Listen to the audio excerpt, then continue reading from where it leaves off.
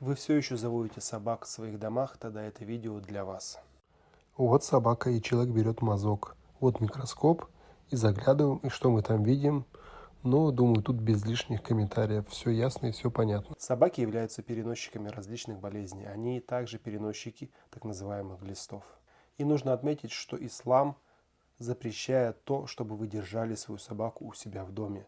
Потому что есть достоверный хадис, в котором посланник Аллаха, мир и благословение ему, указывает на то, что в том доме, в котором есть собака, туда не заходят ангелы. Субханаллах. И не забывайте о том, что слюна собаки является наджасом, нечистотой.